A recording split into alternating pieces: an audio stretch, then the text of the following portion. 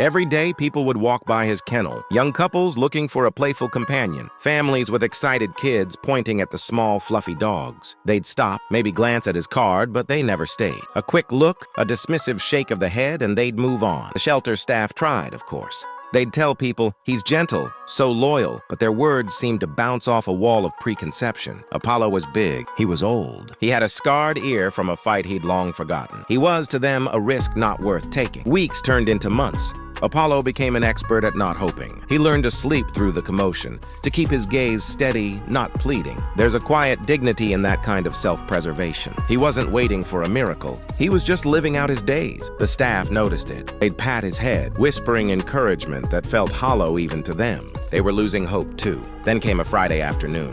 The light was golden and soft, slanting through the high windows. A man named Arthur walked in. He was in his mid-50s, a quiet man with kind lines around his eyes and a calm, deliberate way of moving. He wasn't looking for a pet. He was a volunteer, scheduled for a cleaning shift. He was the kind of person who saw the world for what it was, not what he wanted it to be. He passed all the dogs, the yappers, the jumpers, the ones putting on a show, but when he reached Apollo's kennel, he stopped. Not because the dog was doing anything special. On the contrary, Apollo was just lying there, completely still.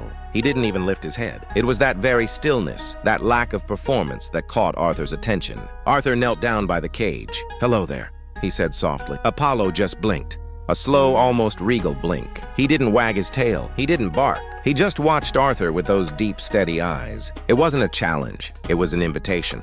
An invitation to simply be with him, without expectation. Arthur spent his entire break just sitting there talking to the dog. He didn't try to lure him with treats or high-pitched baby talk. He just spoke to him like an old friend, about his day, about the strange silence of the world, about the beauty of an unforced moment. A staff member walked by, shaking her head. "He's a good dog, Arthur, but nobody wants him. He's been here for over a year." Arthur didn't reply. He was looking at something on Apollo's collar, something small and metallic that glinted in the afternoon sun. He leaned in closer, squinting to read the tiny, etched words on the small brass tag. It wasn't a name tag. It wasn't an address. It was different. His brow furrowed.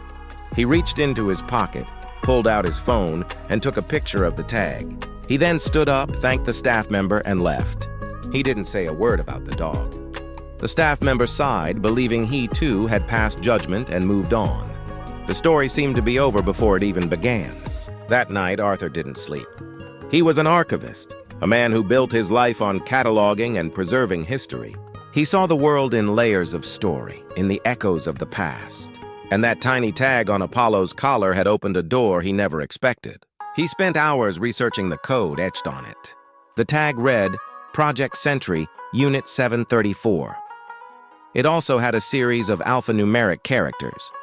The deeper he dug, the more the pieces came together. The code was a relic from a highly classified, now decommissioned government program. A program designed to train and pair military dogs with handlers in high-stakes, off-the-grid operations. These weren't ordinary service dogs.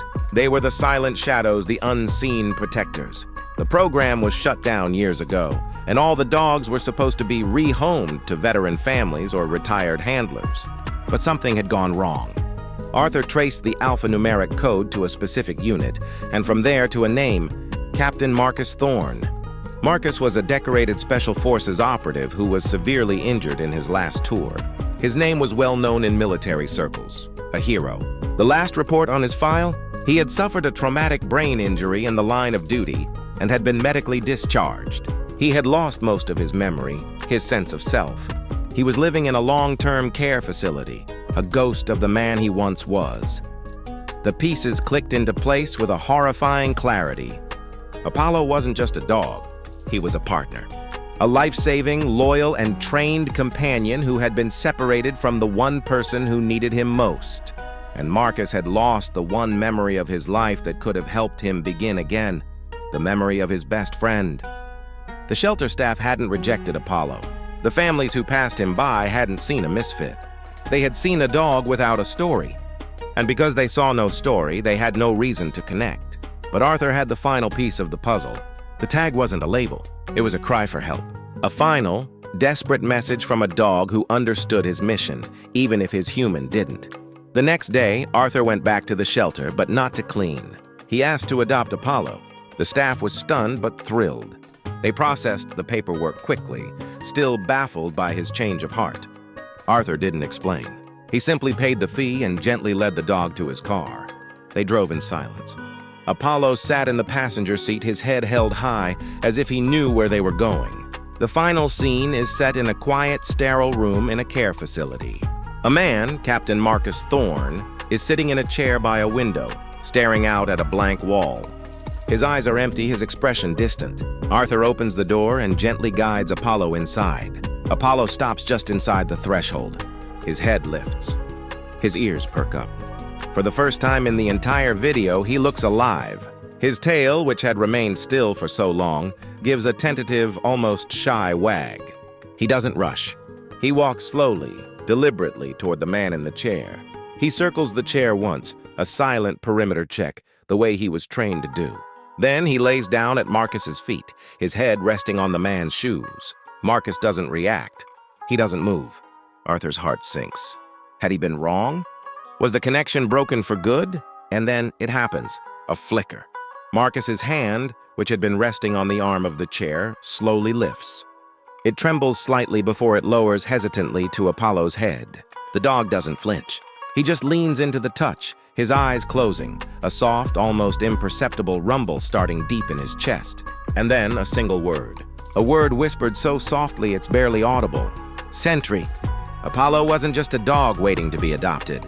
He was a partner, waiting for his mission to resume. He wasn't forgotten. He was waiting to be remembered. And that tiny, seemingly insignificant tag was more than just a label. It was a map.